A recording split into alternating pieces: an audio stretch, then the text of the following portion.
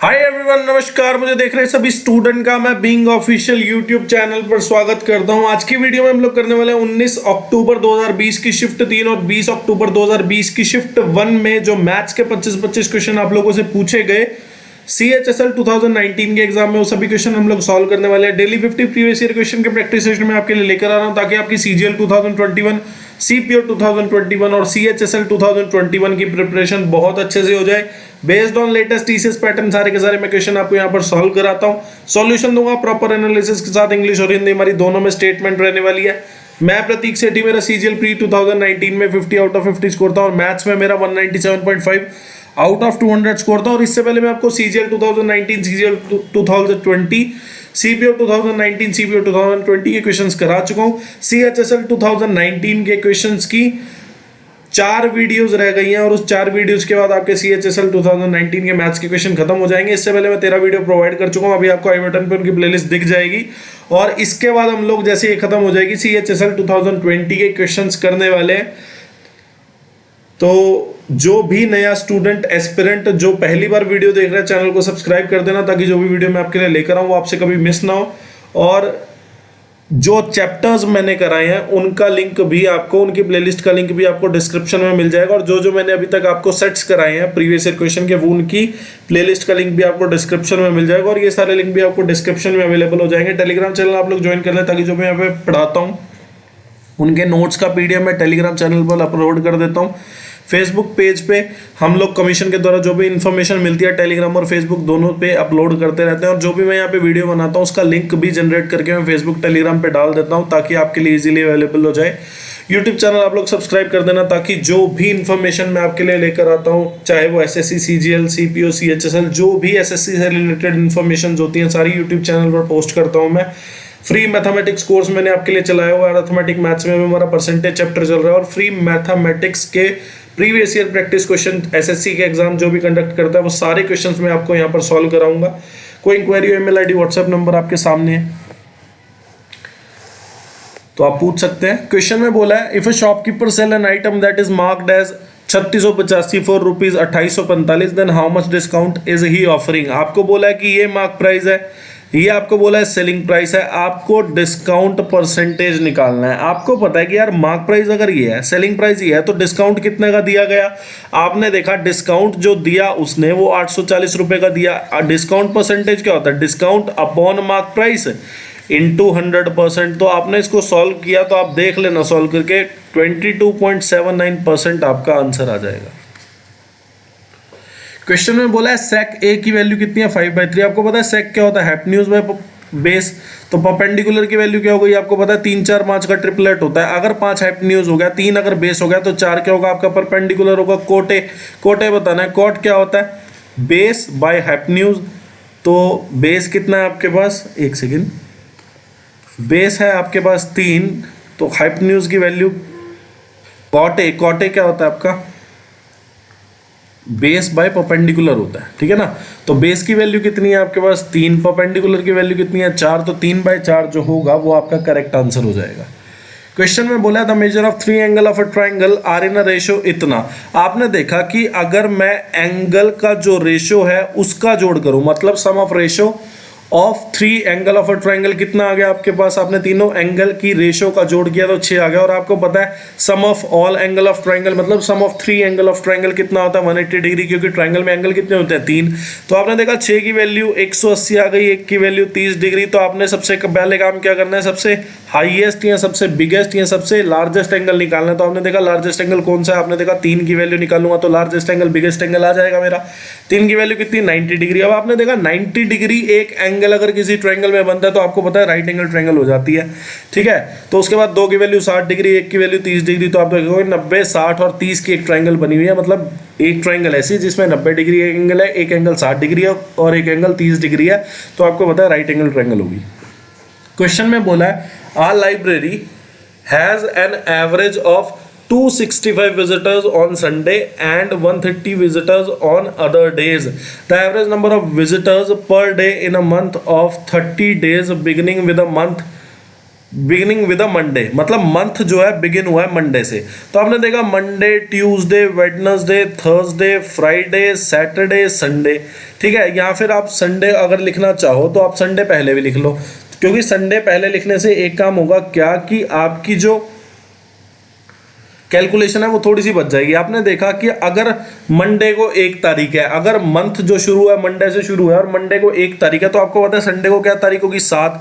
फिर आपने देखा 7 का अगर संडे है तो 14 का भी संडे होगा, 21 का भी संडे होगा, 28 का भी संडे होगा। आपको साथ साथ ऐड करना है, ठीक है ना। तो आपने देखा संडे के दिन 30 दिन के मंथ में संडे के दिन कितने हैं, 4। तो आपने देखा कि 265 एक संडे को आ रहे हैं, तो 4 संडे को कितने विजिटर आएंगे, 265 इंटू 4। फिर आपने देखा कि 30 दिन का महीना है जिसमें से 4 दिन संडे है, तो बचे हुए दिन कितने हैं, आपने देखा 26। 26 मतलब अदर डेज कितने हो गए, 26। तो आपने देखा 26 है अदर डेज, और उन अदर डेज में 130 विजिटर एवरेज आ रहे हैं। तो आपने देखा टोटल विजिटर कितने आएंगे 26 दिनों में, आपने देखा 26 इंटू 130। और अब आपको क्या निकालना है, एवरेज नंबर ऑफ विजिटर्स निकालने हैं। एवरेज नंबर ऑफ विजिटर्स अगर आपको निकालने हैं तो आपको यहाँ से ऊपर न्यूमिनेटर से क्या पता चला कि टोटल नंबर ऑफ विजिटर्स कितने आ गए, 265 into 4 plus 26 into 130 by number of days. Number of days in a month कितने दिए हुए हैं आपको, 30 डेज। तो आपने देखा 265 को अगर मैं 4 से मल्टीप्लाई करूं तो 1060 आएगा, और 26 को अगर मैं 130 से मल्टीप्लाई करूं तो आप देखेंगे यहाँ पे कि ये 3380 हो जाएगा बाय 30। तो आपने इन दोनों को जोड़ा तो आपने देखा 4440 बाय 30, और ये गया 146 पे गया, है ना, नहीं 148, सॉरी 146 पे नहीं 148 पे जाएगा। तो 148 जो है एवरेज नंबर ऑफ विजिटर्स है। देखो मैं एक बार दोबारा रिपीट करता हूँ, क्वेश्चन में बोला कि 30 दिन का महीना है, जो कि महीना जो शुरू हो रहा है मंडे से शुरू हो रहा है। तो आपने देखा मंडे को 1 तारीख, तो आप बोलोगे संडे को 7 तारीख। अब संडे की अगर 7 तारीख है तो 14 तारीख भी संडे की होगी, 21 भी, 28 भी। तो आपने देखा उस 30 महीने के मंथ में 4 संडे हैं, ठीक है। आपने देखा उस 30 दिन के महीने में 4 संडे हैं। तो आपने देखा पर संडे या हर संडे 265 आ रहे हैं, तो 4 संडे को कितने आएंगे, इतने। अब आपने देखा 30 दिन में से 4 संडे हैं, तो बचे हुए दिन या अदर डेज कितने हैं, 26 दिन। एक दिन में 30 विजिटर आ रहे हैं अदर डे में, तो 26 अदर डे में कितने विजिटर्स आ जाएंगे, 3380। आपने दोनों को जोड़ा, ये आ गया आपके टोटल नंबर ऑफ विजिटर्स जो विजिट कर चुके हैं एक महीने में, by total number of days, तो आपके number of average number of visitor आ गए। एक तरीका ही है। दूसरा तरीका देखो, हम लोग इस क्वेश्चन को एलिगेशन से सॉल्व कर सकते हैं। आपने देखा कि संडे को कितने विजिटर्स आ रहे हैं, आपने देखा एवरेज जो संडे को विजिटर आ रहे हैं वो कितने आ रहे हैं, 265। और अदर डेज आपने देखा अदर डेज कितने विजिटर आ रहे हैं, आपने देखा अदर डेज 130 विजिटर आ रहे हैं। और आपने देखा संडे कितने हैं, आपने देखा संडे जो है 4 है, अदर डे कितने हैं आपने निकाल लिया, अदर डे कितने हैं 26। तो आपने देखा कि ये कितना हो गया, 2:13। आपने देखा कि यार 265 और 130 के बीच की वैल्यू आएगी यहाँ पे, आपको पता है यहाँ पे जो वैल्यू आने वाली है, बीच में जो वैल्यू आएगी 265 और 130 के बीच की आएगी। तो आपने क्या किया, 265 और 130 का डिफरेंस देख लिया कितना, 135। अब 135 को 2:13 में डिवाइड कर दो। आपने देखा 2 और 13 को अगर मैं जोड़ूं तो 15 वैल्यू आएगी, 15 की वैल्यू 135, 1 की वैल्यू 9, 2 की वैल्यू कितनी हो जाएगी 18। अब आपने देखा यहाँ पे वैल्यू कितनी आ गई 18, मतलब 2 की वैल्यू आपके पास 18 आ चुकी है, आपके पास 2 की वैल्यू 18 आ चुकी है। आपने देखा 130 से बड़ी आनी है, मतलब 130 से बड़ी वैल्यू आनी है यहाँ पे। तो 130 में क्या बड़ा मैं ऐड करूं कि मेरा डिफरेंस जो है वो 18 आ जाए। तो आपने देखा 130 में 18 ऐड कर दो 148। अब देखो 148 और 130 का डिफरेंस कितना हो जाएगा आपके पास 18। या फिर 13 की वैल्यू निकाल लो, 1 की वैल्यू 9, तो 13 की वैल्यू कितनी होगी 117। 265 में से जब आप 117 घटाएंगे तब आप जाकर देखेंगे क्या कि तब भी आपका आंसर जो है वो 148 आएगा, ठीक है ना। एलिगेशन से भी हो सकता है। क्वेश्चन में बोला है क्या AB AC और EF जो है वो टेंजेंट है सर्कल पे, AC की लेंथ आपको दी हुई है। आपको पता है क्या कि अगर मैं किसी सर्कल पे किसी एक्सटर्नल पॉइंट से सर्कल के 2 पॉइंट पे टेंजेंट ड्रॉ करता हूं सेम पॉइंट से, तो आपने देखा सेम पॉइंट A है, सर्कल के 2 पॉइंट पे टेंजेंट ड्रॉ की हुई है, तो उन दोनों टेंजेंट की लेंथ इक्वल होगी। आपने देखा AB की लेंथ कितनी आ जाएगी अगर AC की लेंथ 15 सेंटीमीटर है। आपने देखा AC की लेंथ अगर 15 है तो AB की भी 15 हो जाएगी। आपने देखा AC की लेंथ अगर 15 सेंटीमीटर है तो AB की भी 15 होगी। फिर आपने एक और चीज देखी क्या कि आपको DE की लेंथ दिखी, आपको DE की लेंथ दी हुई है। आप अगर ये बात सोचें क्या कि यार सर्कल पे एक्सटर्नल पॉइंट ई है जो कि सर्कल के दो पॉइंट बी पे और डी पे टेंजेंट ड्रॉ कर रहा है, तो ई बी की लेंथ जो है ई डी के इक्वल हो जाएगी। आपने देखा ई डी माना डी ई की लेंथ कितनी है 3, तो ई बी की लेंथ कितनी हो जाएगी 3 सेंटीमीटर। अब आपने देखा ए बी की लेंथ जो है 15 सेंटीमीटर है, जिसमें से ई बी की लेंथ जो है 3 सेंटीमीटर है, तो ए ई की लेंथ कितनी बची आपके पास 12 सेंटीमीटर। आपसे यही पूछा था। क्वेश्चन में बोला है साइन की पावर 4 थीटा प्लस कॉस की power 4 theta plus 2 sine square theta cos square theta. आपने देखा ये कुछ ना A square plus B square plus 2ab बना हुआ है। अगर मैं ए को मान लूं क्या साइन स्क्वायर थीटा और बी को मान लूं अगर मैं कॉस स्क्वायर थीटा, तो ये कुछ लिखा हुआ है a प्लस बी का होल स्क्वायर। कैसे? आपने देखा यार मैंने मान लिया कि a की value sign square theta, b की वैल्यू कॉस स्क्वायर थीटा, और अगर मैं इसका स्क्वायर कर दूं तो आप देखोगे क्या कि साइन स्क्वायर थीटा का स्क्वायर कितना होगा, साइन की पावर 4 थीटा प्लस कॉस की पावर 4 थीटा प्लस 2 a और b। तो आपने देखा 2 sine square theta cos square theta हो जाएगा। Sign square theta plus cos square theta की वैल्यू कितनी होती है 1, 1 का स्क्वायर कितना हो जाएगा। क्वेश्चन में बोला है आपको 3 साइड्स दिए हैं। क्वेश्चन में बोला है 3 sides of a triangle measure इतना। आपको बोला है मिनिमम इंटीग्रल वैल्यू बताइए किसकी, x की। अब आपने एक चीज देखी क्या कि यार आपको पता है कि x की अगर मैं मिनिमम वैल्यू बताऊं, देखो x की मैं मिनिमम वैल्यू अगर बताऊंगा तो आपको एक चीज पता है कि यार प्रॉपर्टी होती है कि sum of 2 sides always greater than third side. ठीक है, ये ट्रायंगल की प्रॉपर्टी होती है। अगर इस प्रॉपर्टी को ट्रायंगल जो है फुलफिल करती है तभी वो ट्रायंगल कहलाती है। ठीक है, तो आपने सम ऑफ 2 साइड किया तो आपने देखा 6 प्लस एक्स की वैल्यू जो है आपने मान ली थर्ड साइड कितनी है 10, तो आपने देखा x की वैल्यू जो है वो 4 से ज्यादा होनी चाहिए, मतलब x की वैल्यू जो है वो 5 ही पॉसिबल है। ठीक है, क्वेश्चन में बोला है क्या, प्रेम परचेज एन ओल्ड प्रिंटर। प्रेम ने क्या किया, प्रिंटर परचेज किया कितने में 3200 रुपए में, और उसका जो खर्चा किया मतलब उसको रिपेयर पे जो उसने खर्चा दिया वो कितना दिया 3800। आपने देखा कि प्रेम को जो टोटल कॉस्ट प्राइस पड़ा है वो कितना पड़ा है 3800 पड़ा है। क्यों पड़ा है 3800? क्योंकि यार उसने जो है ओल्ड प्रिंटर जब खरीदा तो उसको जिससे खरीदा उसको तो 3200 दिए साथ में उसकी रिपेयर पे भी खर्चा किया जो कि 600 रुपए रिपेयर पे खर्चा आया। तो आपने देखा जो उसको टोटल कॉस्ट प्राइस पड़ गया वो कितने का पड़ गया 3800 का। आपने देखा कि उसने उसको 3200 उसने उसको 4280 या फिर 4280 में बेचा। आपको बताना है प्रॉफिट परसेंट। आपने एक चीज यहां पर देखी क्या, आपने देखा कि यार कॉस्ट प्राइस अगर 3800 है, सेलिंग प्राइस अगर 4220 है, तो आपने देखा प्रॉफिट कितना हो जाएगा। प्रॉफिट क्या होता है, selling price minus cost price. Profit कितना हो गया 480, और फिर उसके बाद आपने देखा प्रॉफिट परसेंटेज अगर मुझे निकालना है तो profit by cost price into 100%। तो आपने देखा 100 से 100 गया, तो यहाँ पे आपने देखा कि 12.63 तो 12.63% जो है आपका आंसर बिल्कुल सही होगा। क्वेश्चन में बोला x प्लस 1/x की वैल्यू 4 है, x की पावर 4 प्लस 1/x की पावर 4 की वैल्यू बताए। ये मैंने 3 वीडियो पहले सेम क्वेश्चन करा चुका हूं मैं। ठीक है, इसका आंसर होगा 194, आप लोग खुद से कर लेना। क्वेश्चन में बोला है a man took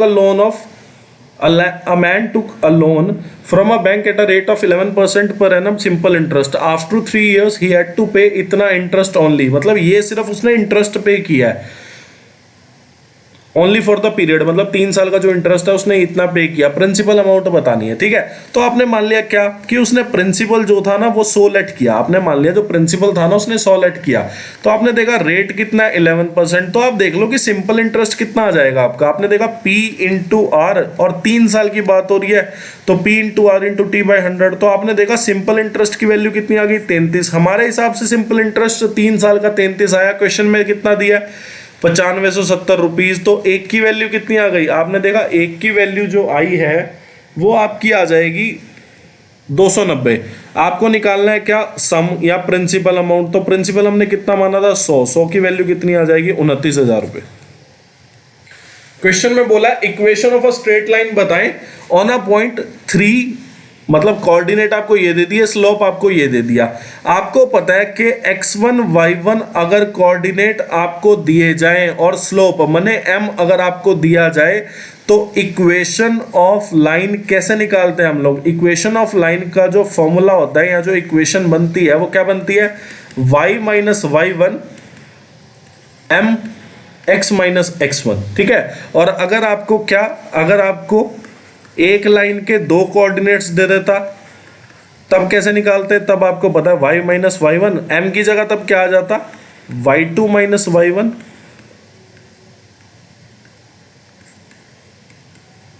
ठीक है, या फिर एक सेकेंड, ठीक है, तो आपका ये हो जाता। ठीक है, तो स्लोप क्या होता है? स्लोप जो होता है वो y2 minus y one upon x2 minus x1 होगा। ठीक है ना, एक सेकेंड,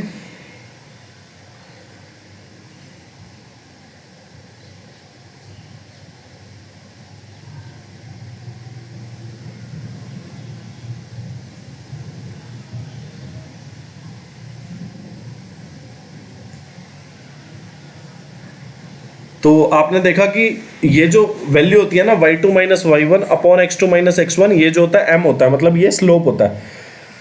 तो आपने देखा कि आपको अब की बार एक ही कोऑर्डिनेट गिवन है, क्या 3 और -5, तो आपने देखा ये y वाला कोऑर्डिनेट होगा, मतलब ये y1 होगा, ये x1 होगा, तो y माइनस ऑफ -5 m की वैल्यू कितनी दी आपको? 2।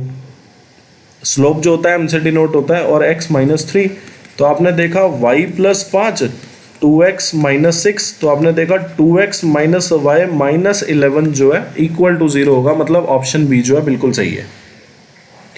क्वेश्चन में बोला the ratio of the number of men and women in a factory is इतना, if the total number of employees in a factory is इतना, then the number of women बताना in a factory.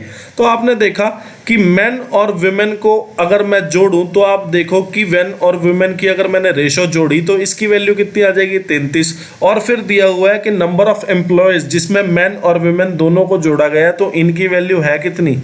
2145। तो आपने जब main और women का ratio जोड़ा तो आपके पास टोटल नंबर ऑफ एम्प्लॉयज का रेशो आ गया।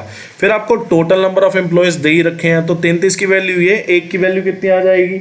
आपने देखा एक की वैल्यू आ जाएगी 65। आपको बोला है नंबर ऑफ विमेन बताएं, नंबर ऑफ विमेन माने 19 की वैल्यू पूछ रहा है, तो 19 की वैल्यू कितनी होगी? 19 इंटू 65, तो 19 पंजे 95, तो 5 आ जाएगा, और फिर 1235 जो है आपका आंसर बिल्कुल सही होगा। क्वेश्चन में बोला है circle is circumscribing a rectangle of side 24 centimetre 7 centimetre. तो आपने देखा कि एक साइड 24 सेंटीमीटर है, ठीक है, आपने देखा कि एक साइड जो है,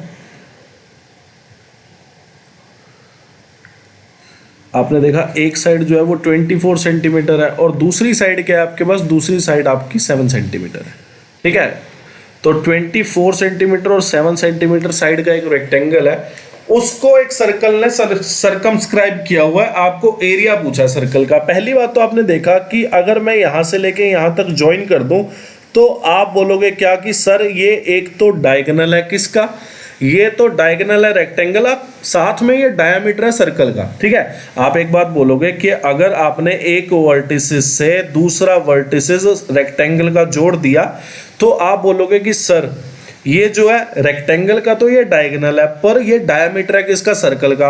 आपने देखा रेक्टेंगल के सारे एंगल जो होते हैं 90 डिग्री होते हैं, ये 7 ये 24, तो ये कितने का हो जाएगा? 25 सेंटीमीटर का, क्योंकि 7 24 25 का ट्रिपलेट होता है। अगर 7 बेस है, 24 जो है परपेंडिकुलर है, तो 25 क्या हो जाएगा आपके पास? हाइपोटेन्यूज। अब ये जो हाइपोटेन्यूज आपके पास आया है, ये डायामीटर की लेंथ आ गई। तो आपने देखा डायामीटर अगर 25 सेंटीमीटर, तो रेडियस कितनी हो जाएगी? 25/2। आपको बोला है क्या? एरिया बताओ सर्कल का। एरिया क्या होता है? पाई आर स्क्वायर। पाई की वैल्यू 3.14, रेडियस का स्क्वायर मतलब 12.5 का स्क्वायर। इसको जब आप लोग सॉल्व करेंगे तो आपका आंसर जो है वो 490.625 आ जाएगा। क्वेश्चन बोला how much time will a dog take to run around a square field of side 75 metre if it run at a rate of 6 kilometre per hour. आपने देखा कि स्क्वायर फील्ड है, स्क्वायर फील्ड माने square की चारों side equal, मतलब field की चारों साइड इक्वल। आपको बोला है कि उसको ना पूरी स्क्वायर फील्ड के अराउंड चक्कर लगाना है, मतलब यहां से शुरू होकर वापस यहीं पे ही आएगा डॉग। ठीक है, तो आपने देखा यहां से यहां तक, और यहां से फिर यहां तक, और यहां से फिर यहां तक, और यहां से फिर यहां तक। वो कितना ट्रेवल कर लेगा? आप बोलोगे कि सर पैरामीटर ट्रेवल कर लेगा, पूरे स्क्वायर का पैरामीटर वो ट्रेवल कर लेगा, मतलब चारों साइड ट्रेवल करेगा, तो मतलब वो स्क्वायर फील्ड का पैरामीटर पूरा ट्रेवल कर लेगा। आपने देखा एक साइड अगर 75 तो पैरामीटर कितना हो जाएगा 75 इंटू 4। आपको पूछा है टाइम निकालो मिनट में, तो टाइम जो होगा वो क्या होगा, डिस्टेंस अपॉन स्पीड, ठीक है ना। टाइम जो आपके पास आएगा वो क्या आएगा, डिस्टेंस अपॉन स्पीड। डिस्टेंस कितना, इतना, ये मीटर ट्रेवल किया उसने, आपको किलोमीटर निकालना है, तो आपने देखा डिवाइड कर दो आप 1000 से, तो आपने देखा कि 75 इंटू 4 बाय 1000 किलोमीटर उसने ट्रेवल किया, कितने की स्पीड पे, 6 किलोमीटर पर आवर की स्पीड पे। तो आपने देखा यूनिट जो आप सेम कर लिया आपने किलोमीटर में चेंज करके 75 इंटू 4 को, तो आपने देखा 75 तो नहीं 150 तो नहीं 300, तो 300 बाय 1000 बाय 6 आ गया, ठीक है। अब ये जो टाइम आया है आर में आया है, ठीक है, आर में आया तो आप इसको मिनट में चेंज कर लो। मिनट में चेंज करने के लिए आपको क्या करना पड़ेगा, आपको पता है 1 घंटे में जो है 60 मिनट्स होते हैं। तो आपने देखा ये गया 10 पे, और फिर आपने देखा कि ऊपर हो गया 3000, नीचे हो गया 1000, तो ये 3 0 से 3 0 गई, 3 आ गया, है ना। अब ये वाला क्वेश्चन है, देखो ये वाला क्वेश्चन जो है ना ये कैलकुलेशन का क्वेश्चन है, तो आप लोग खुद कर लेना। देखो 7/4 माइनस, तो आपने देखा ये कितना हो गया 25/8 डिवाइड। अब पहले तो आप इन दोनों को सॉल्व करो। आपने देखा 4 दूनी 8 3 11, 11/4 माइनस 11/12, तो आप बोलोगे क्या कि सर 12 नीचे लिख लो, मतलब इन दोनों को कॉमन करके जब आपने एलसीएम लिया 4 और 12 का एलसीएम कितना आएगा 12, यहाँ पे 33 माइनस 11, तो आपने देखा 22/12 आ गया, ठीक है। और फिर आपने 6 में से जब 22/12 जो कि 11/6 है, अगर मैं माइनस करूँ तो आप देखोगे 36 माइनस 11, तो आपने देखा कि 36 माइनस 11 कितना होगा 25/6, मतलब इसको पूरे को सॉल्व करके आपका कितना आएगा 36 माइनस 11/6, तो ये आ गया 25/6, मतलब 25/8 मल्टीप्लाई बाय 6/25, तो आपने देखा 25 से 25 गए 3/4, तो 7/4 माइनस 3/4 इक्वल टू 4/4 जो कि 1 होगा। क्वेश्चन में बोला है क्या, क्वेश्चन में बोला है गिवन फिगर है, ओ जो है सेंटर है, ओके। एंगल बी ए ओ जो है वो कितना है आपका 30 डिग्री, आपका एंगल बी ए ओ जो है वो 30 डिग्री है, बी सी ओ जो है वो 50 डिग्री है, ठीक है जी। और आपको बोला है एंगल ए ओ सी बताएं, ठीक है। ज्वाइन कर दो ए से सी तक, ठीक है ना।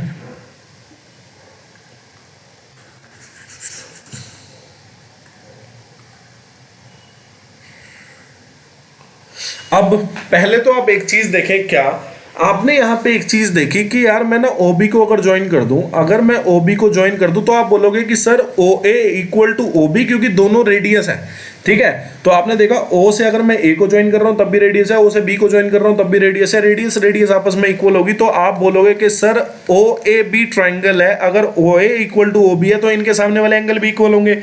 ओ बी के सामने एंगल 30, तो ओ ए के सामने एंगल कितने का हो जाएगा 30 डिग्री। सेम ऐसे O B equal to O C होगा, क्योंकि दोनों रेडियस है, अगर ये 50 का तो ये भी 50 का हो जाएगा। तो आप बोल सकते हो कि ए बी सी जो एंगल है वो कितना होगा 30 और 50 को अगर मैं जोड़ूं तो आप बोलोगे सर 80 डिग्री का हो जाएगा। फिर मैं एक बात बोलता हूं क्या, कि एक कॉर्ड AC है, एक कॉर्ड AC है, अगर वो सर्कमफ्रेंस के किसी पॉइंट पे जो एंगल बना रही है सेंटर पे कितना बनाएगी उसका 2 गुना, तो 80 इंटू 2 कितना हो जाएगा 160 डिग्री आपका आंसर आ जाएगा। क्वेश्चन में बोला है क्या, आमिर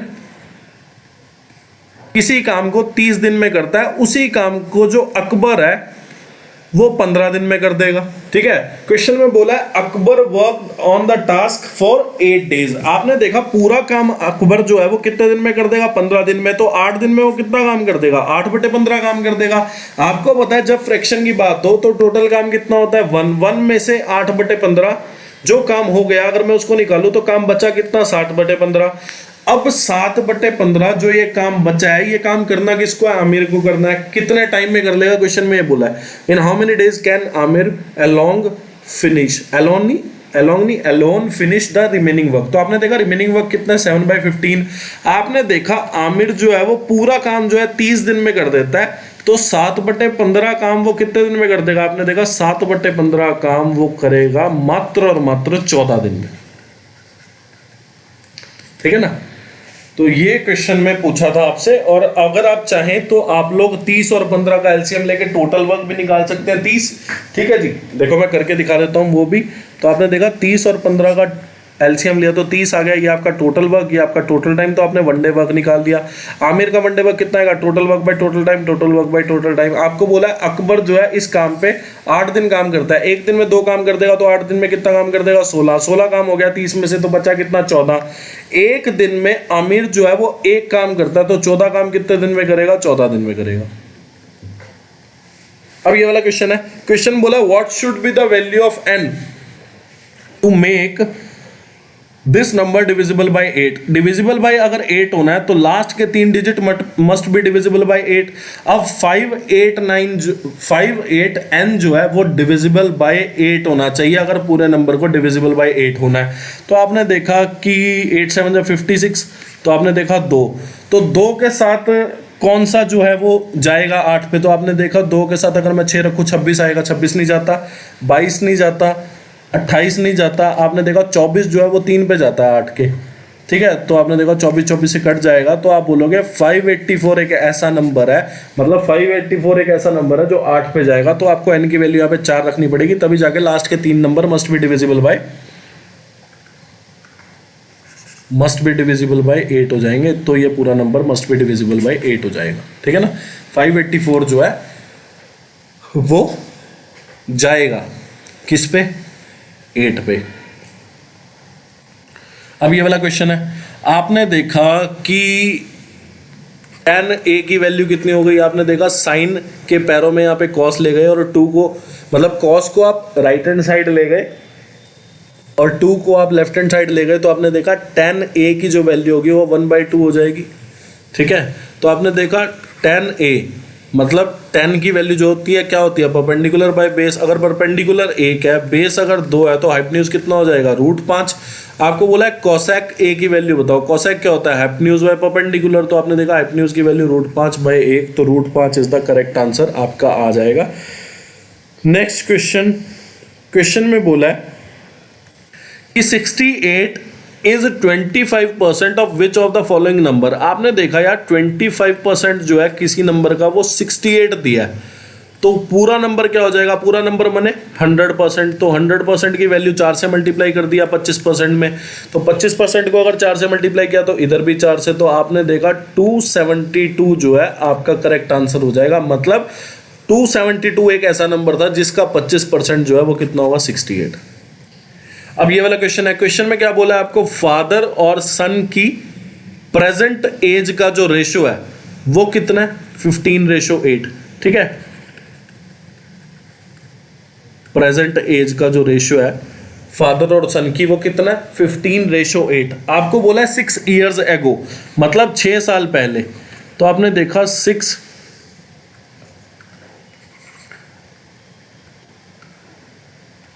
years एगो उनकी एज का रेशो क्या था, 13:6।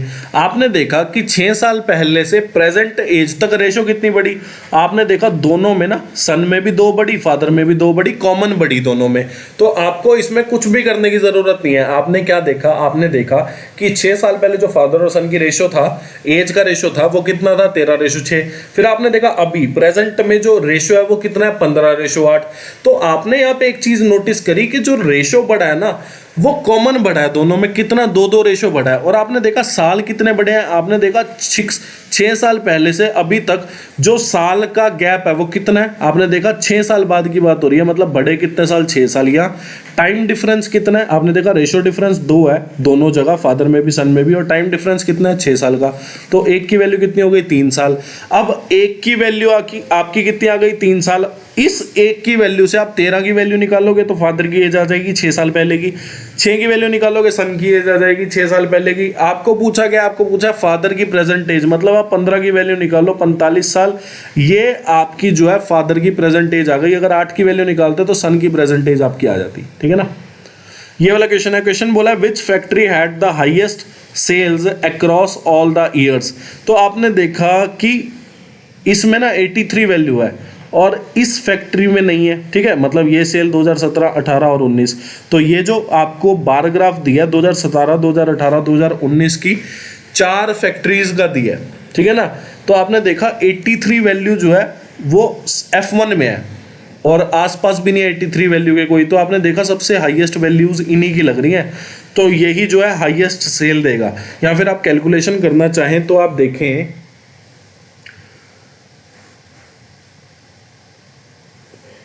कि F1 की अगर सेल देखें तो 65 में 72 जोड़ूं तो आप बोलोगे कि सर ये हो गया 137 में 83 जोड़ूंगा 220 हो जाएगा। इसका अगर मैं एडिशन करूं तो आप देखोगे कि इसकी वैल्यू जो है 213 हो जाएगी, इसकी वैल्यू जो है आपके पास आएगी 8 4 12 9 1 और ये आ गई 181 191 सॉरी, हाँ 2 है ना, ठीक है, तो 191 वैल्यू आ जाएगी। और फिर 63 68 और 69 अगर मैं जोड़ूं तो वैल्यू कितनी आएगी 200। आपको बोला है कि किस फैक्ट्री की हाईएस्ट सेल है, तो आपने देखा हाईएस्ट किसकी है, F1 की। क्वेश्चन में बोला which factory has the least number of sale across all the years, तो लीस्ट किसकी है आपने देखा 191 वाले की, मतलब F3 की सबसे लीस्ट है।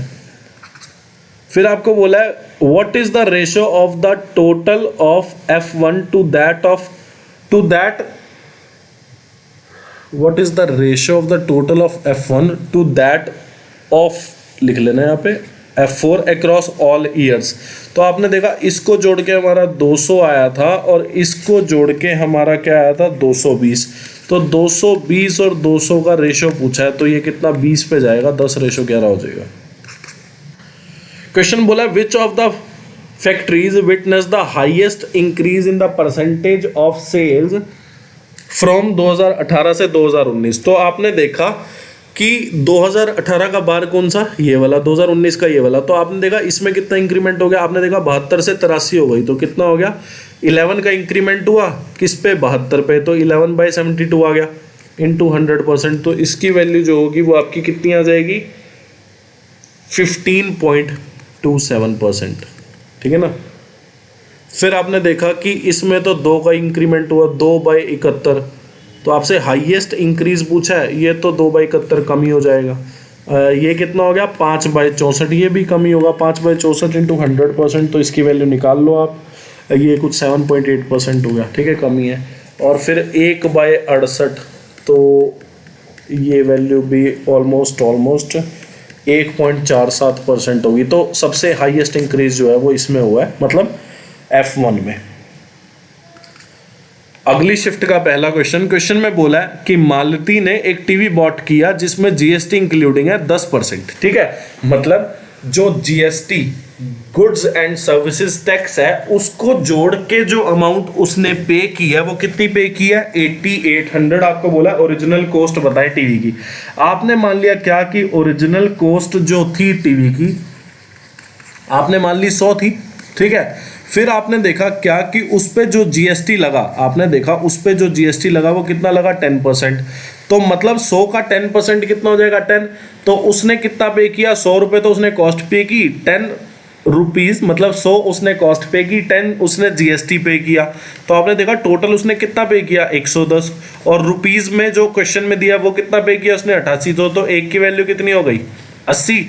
आपको बोला ओरिजिनल कॉस्ट जिसको हमने 100 माना था उसकी वैल्यू बताओ, मतलब 8000 रुपये जो है टीवी की ओरिजिनल कॉस्ट थी, ठीक है। अब ये वाला क्वेश्चन है, आप लोग खुद से कर लेना, ठीक है ना, बहुत करा दिया मैंने ऐसे क्वेश्चन बहुत। आपको पहले यहाँ से इस वाली को सॉल्व करके आपको निकालना है क्या एक्स वाई, और फिर एक्स प्लस वाई का स्क्वायर करोगे तो X square plus Y square आ जाएगा, फिर उसका स्क्वायर करोगे तो एक्स की पावर 4 प्लस वाई की पावर 4 आ जाएगी। और ये क्वेश्चन अभी से पहले CHSL 2019 में ही 4 से 5 बार आ चुका है, ठीक है। और देखो एक और काम हो सकता है, अगर मैं देखूं x प्लस वाई कितना है 4, इसकी क्या क्या वैल्यू पॉसिबल है, या तो x 4 हो जाए y 0 हो जाए, या 3 और 1 या 2 और 2 हो जाए, ठीक है। तो आपने देखा कि अगर मैं 4 का क्यूब करूंगा 64 आ जाएगा, मतलब अगर मैं x की वैल्यू 4 y की 0 मानूं तो 4 का क्यूब करूंगा 64 हो जाएगा, मतलब ये वैल्यू सही नहीं है। 3 का क्यूब करूंगा कितना हो जाएगा 27 प्लस 1 कितना होगा 28 जो कि 16 आ रहा है। फिर आपने देखा 2 का क्यूब करोगे 8 और फिर 2 का क्यूब करोगे 8 और 8 कितना होगा 16, और x प्लस वाई कितना है 4, मतलब 2 प्लस 2 4, मतलब x और y की वैल्यू जो है 2 2 होगी, वो मैंने सही मानी। तो आपने देखा 2 की पावर 4 प्लस 2 की पावर 4, आपको पता है 2 की पावर 4 क्या होता है 16 प्लस 16 कितना हो जाएगा 32। अब ये वाला क्वेश्चन है, आपने देखा कि पहले मैं इसको अगर सॉल्व करूं तो आप देखोगे 110 को 3 से मल्टीप्लाई करूंगा, 330 में 2 जोड़ूंगा, 332/3, तो आपने देखा 3 से 3 गया। अगर मैं 4 को यहाँ पे काटूं तो आप बोलोगे कि सर आपने जो ये 4 को काटा है तो 32 पहले जाएगा, 83 आ जाएगा, ठीक है ना। तो मैं बोल रहा हूँ क्या कि x² + 1/x² की वैल्यू कितनी आ गई आपके पास, 83, ठीक है। अब आपने देखा है कि x³ - 1/x³ आपको निकालना है, उसके लिए आपको क्या निकालना पड़ेगा, x - 1/x, क्योंकि आप लोग x + 1/x से x³ - 1/x³ नहीं बता सकते। सॉरी, आप लोग x³ - 1/x³ अगर आपको बताना है तो x - 1/x से बता सकते हो, क्योंकि x - 1/x का अगर आप क्यूब करोगे तभी जाके x³ - 1/x³ हो पाएगा। x + 1/x का अगर आप क्यूब करोगे तब आपका जाके x³ + 1/x³ होगा, जो कि हमें नहीं निकालना, हमें निकालना है x³ - 1/x³। तो हमें वैल्यू क्या निकालनी है, x - 1/x। x - 1/x निकालने के लिए हमें 2 से माइनस करना पड़ेगा, left hand side right hand side. आपने देखा यहाँ पे 81 वैल्यू आ गई, और ये आपने देखा ये क्या लिखा हुआ है, ये लिखा हुआ है x - 1 का होल स्क्वायर। तो आपने देखा x - 1/x की वैल्यू क्या हो गई, √81, जिसको मैं 9 बोलूंगा। अब आप x³ - 1/x³ की वैल्यू निकाल लो। आपको पता है अगर x - 1/x a है तो x³ - 1/x³ क्या हो जाएगा, a³ + 3a, ठीक है। और आपको बोला है इसका 1/9 आपको बताना है, ठीक है। तो आपने देखा अगर मैं 9 तो यहाँ पे 2 रह गया और ये 9 गया, तो आपने देखा 9 का स्क्वायर 81 + 3 कितना हो जाएगा। क्वेश्चन में बोला है ए जो है पॉइंट है at a distance of 26 centimetre from the centre. आपने मान लिया कि सर्कल का सेंटर जो है वो O है यहाँ पे, तो A और O के बीच में जो डिस्टेंस है ना वो कितना है आपके पास, 26 सेंटीमीटर, ठीक है। आपको बोला है सर्कल की रेडियस जो है 10 सेंटीमीटर है, तो आपने ज्वाइन किया, ठीक है। अब आपको पता है रेडियस और टेंजेंट के बीच में जो एंगल बनता है वो 90 बनता है।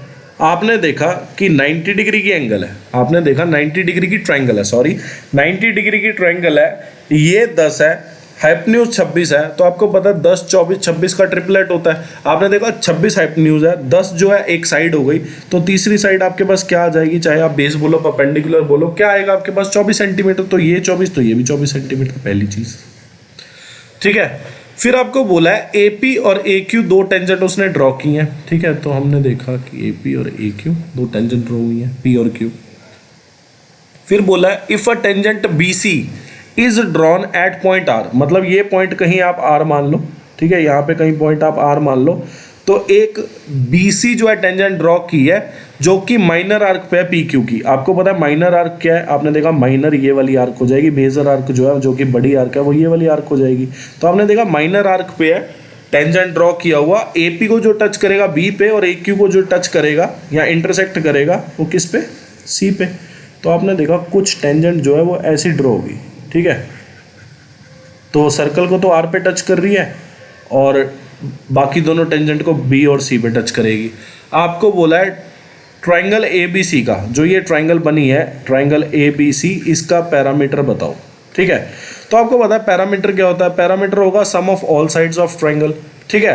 तो आपने देखा AB और AC, BC को मैं क्या लिख सकता हूँ, आप बोलोगे कि सर आप BC को लिख दो प्लीज BR और RC, ठीक है। और फिर मैं अगर एक बात बोलूँ क्या कि यार BR जो है वो BP के इक्वल होगा। क्यों इक्वल होगा, क्योंकि भैया B अगर एक एक्सटर्नल पॉइंट है जो कि सर्कल के दो पॉइंट P और R पे टेंजेंट ड्रॉ कर रहा है, तो दोनों टेंजेंट की लेंथ जो है इक्वल होगी। ऐसे ही RC की वैल्यू जो है वो CQ के इक्वल हो जाएगी। आप बोलो सर AC और CQ को जोड़ के मैं AQ बना दूंगा और AB और BP को जोड़ के मैं क्या बना दूंगा, AP। तो आपको पता है AP की लेंथ भी हमने निकाल ली, AQ की भी निकाल ली, तो पैरामीटर ऑफ ट्राइंगल ABC है वो किसके इक्वल होगा, AP + AQ के। तो 24 + 24 कितना आ जाएगा आपके पास, 48 सेंटीमीटर आंसर आ जाएगा।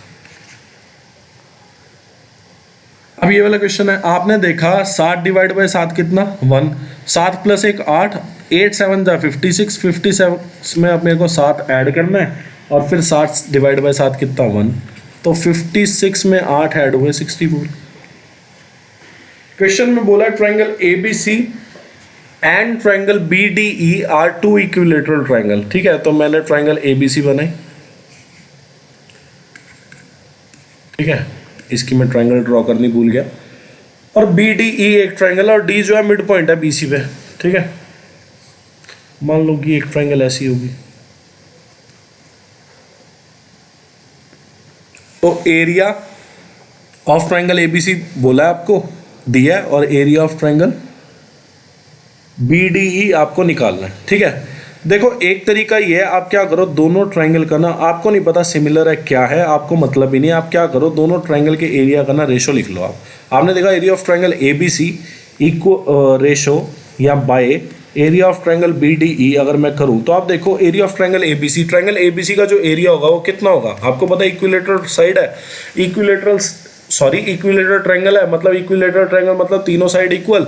तो आपको पता है कि इक्विलेटरल ट्रायंगल का जो एरिया का फॉर्मूला क्या होता है, √3/4 साइड का स्क्वायर। तो आपने देखा साइड जो है मैंने बीसी मान ली, और ट्रायंगल बीडीई जो है वो भी इक्विलेटरल ट्रायंगल है, तीनों साइड जो होंगी इक्वल होंगी। तो आपने इसका जो एरिया लिखा वो लिखा √3/4 बीडी का स्क्वायर। √3/4 से √3/4 गया। फिर आपने देखा बीसी जो है ना, अगर डी मिड पॉइंट है, तो मैं बीसी को जो है 2BD लिख दूंगा। तो आपने देखा ये जो है 4BD का स्क्वायर हो गया और ये BD का स्क्वायर हो गया। मतलब यहाँ पे जो लिखा है वो ये लिखा है कि एरिया ऑफ ट्रायंगल ABC का जो रेशो है एरिया ऑफ ट्रायंगल BDE से वो कितना है, 4:1। आपको पता है इसकी वैल्यू आपको कितनी दी है, 136। आपने देखा कि 4 136 ये कितने में गया, 12 34। ठीक है, तो एरिया ऑफ ट्रायंगल BDE जो आपके पास आने वाला है वो कितना आएगा, 34 सेंटीमीटर स्क्वायर। ठीक है, बहुत आसान और बहुत अच्छा तरीका है ये वाला इस क्वेश्चन को सॉल्व करने के लिए।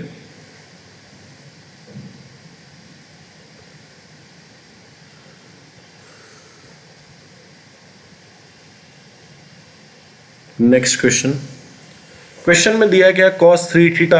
अब आपको पता है cos थीटा जो होता है sin 90 - थीटा होता है। ठीक है, और राइट हैंड साइड में तो साइन है ही है, तो ये भी sin थीटा ये भी साइन, तो साइन के जो एंगल है उसको आपस में इक्वल पुट कर दो। तो आपने देखा 4 थीटा की जो वैल्यू होगी 124, तो थीटा की वैल्यू जो होगी वो कितनी हो जाएगी, 31 डिग्री।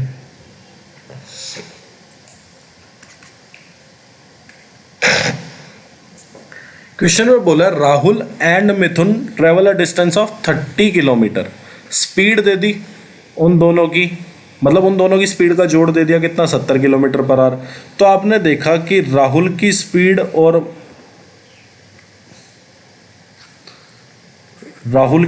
और मिथुन की स्पीड का जो जोड़ है वो कितना है, 70 किलोमीटर पर आवर। फिर आपको बोला दोनों ने जो टोटल टाइम लिया है इस डिस्टेंस को ट्रेवल करने का वो कितना लिया है, 2 घंटे 6 मिनट। आपको बोला डिफरेंस बिटवीन देयर स्पीड बताएं। ठीक है, देखो आपने देखा क्या कि time taken by Rahul plus time taken by Mithun आपके पास कितना है, 2 घंटे 6 मिनट। और अगर आप 2 घंटे 6 मिनट को आर में चेंज करोगे तो आप देखोगे 21/10 घंटे लिए उन्होंने। ठीक है, आपने देखा कि अपने 2 घंटे 6 मिनट को अगर आर में चेंज किया तो आपने देखा 6/60 यानी कि 1/10 आर, तो 2:1/10 कितना हो जाएगा, 21/10 घंटे लिए उन्होंने ट्रैवल करने में। आपको पता है टाइम क्या होता है, डिस्टेंस अपॉन स्पीड। डिस्टेंस कितना ट्रैवल किया, 30 किलोमीटर। स्पीड कितनी, आपने मान लिया कि स्पीड जो राहुल की है आपने SR मान ली, और फिर आपने देखा कि मिथुन ने कितना डिस्टेंस ट्रेवल किया, इतना। स्पीड कितनी,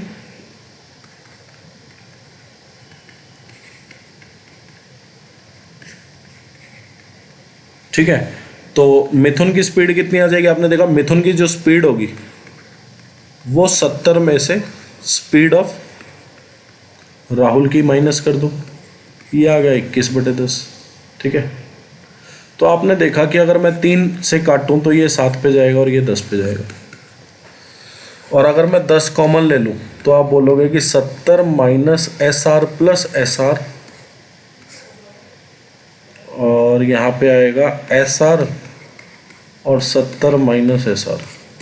ठीक है, नीचे मैंने क्या किया, डिनोमिनेटर में एलसीएम ले लिया एसआर और 70 माइनस एसआर का, तो आपने देखा एलसीएम कितना आएगा एसआर इंटू 70 माइनस एसआर, और न्यूमिनेटर में आ जाएगा 70 माइनस एसआर प्लस एसआर। ठीक है, ये गया और आपने देखा 7/10, तो आपने देखा 7 ये किस पे काटेगा 10 पे, तो 10 इंटू 10 इंटू 10 जो कि 1000 होगा, और यहाँ पे कितना होगा 70 एसआर माइनस एसआर स्क्वायर।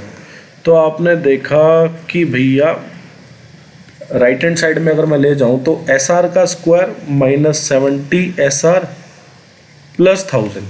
ठीक है, तो अब तो ये वाली तो क्वाड्रेटिक सॉल्व करना बड़ा आसान है। आपको पता है कि 1000 जो होता है वो 50 इंटू 20 होता है, मतलब आपने देखा कि इसका कोफिशिएंट 1, इसका 1000, मतलब कांस्टेंट वैल्यू 1000, दोनों को मल्टीप्लाई करूंगा कितना आएगा 1 इंटू 1000 1000 हो जाएगा। अब 1000 के दो फैक्टर है 50 और 20, और 50 और 20 को अगर मैं जोड़ूँ 70 आ जाएगा, मतलब मेरे ये दोनों फैक्टर बिल्कुल सही है।